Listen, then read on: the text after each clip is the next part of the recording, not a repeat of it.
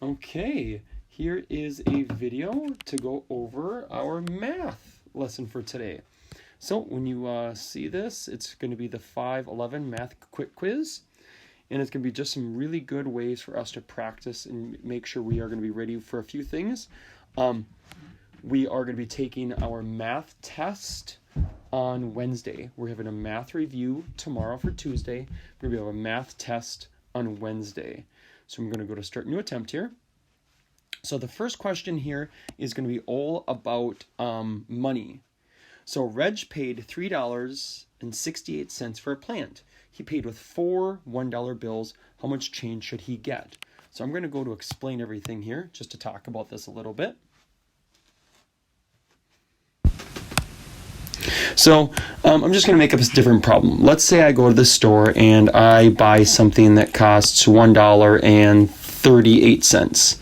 And in my pocket, I have 2 $1 bills. So it's kind of like a multi-step problem. So I have to think, okay, well, I'm buying something for $1.38. In my pocket, I have 2 $1 bills. Well, I need to figure out the change, because that's what the big question is. What is my change? And another way to think about change is like, what do I have left? So if I think about that, and what do I have left? Well, that's a subtraction problem. Now, sometimes what people might do is they see, okay, I have $1.38. And they just see the $1. Kind of forget sometimes that we'll have 2 $1 bills. So it actually is $2. So when then I'm writing this out, I'm going to write down $2. And I'm going to make sure I want to get the 2, my decimal point, my 00, and my dollar sign. Then we're going to take the $1.38. Get my dollar sign in the right spot, $1, decimal point in the right spot, 3 in the right spot. I want to make sure I'm lining up all my place values right. And one of the ways to do that is making sure the decimal point's in the right spot. Now I can do my subtraction. Well, I can't do 0 minus 8, so I'm going to go to my next neighbor. Well, I can't take away from that 0, so I got to go all the way over to that 2, or kind of the hundreds. I'm going to cross that out. That's going to turn into just 1. And basically, I'm going to be bringing over 10 tens over here to this place value, the 10 spot. So now I have 10, but I still need to make this in the 1 spot larger. So I'm going to take away one of those 10s, so I have 9 tens, and I bring over 10 ones. And so now that 0 turns into a 10. So 10 minus 8 is 2, 9 minus 3 is 6.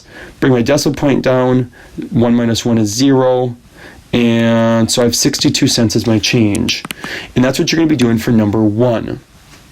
Number 2 is, what is the perimeter of this shape? So just remember, you're going to be counting the outside parts. You can see that big dark black line. Count each of those lines. And then what is the area? And the area is the inside. So you get to count all those square units. Just going and looking just a little bit at what the workbook pages are for today. You can always feel free to do these too for some extra practice. But then you're going to see that's what a lot of the problems were like on these workbook pages. Like number 1 says Fernando paid $1.39 for a bottle of juice. He paid with 2 $1 bills. How much change should he get? So that's where you just do the subtraction for that. On the second page, you're going to see is kind of like a game. This can be kind of fun. You could do this if you wanted to. Basically, just pick some different items and pretend like you're at a grocery store. And then you would have a cashier, and imagine that maybe you have like $5 bill in your pocket. And so maybe I'd buy a loaf of bread right there and a banana. And if I have $5, how much change do I have? So that can be kind of just like a fun little thing, like fun activity to do just to keep practicing the money. But let me know if you have any questions. Keep up the good work and good practice.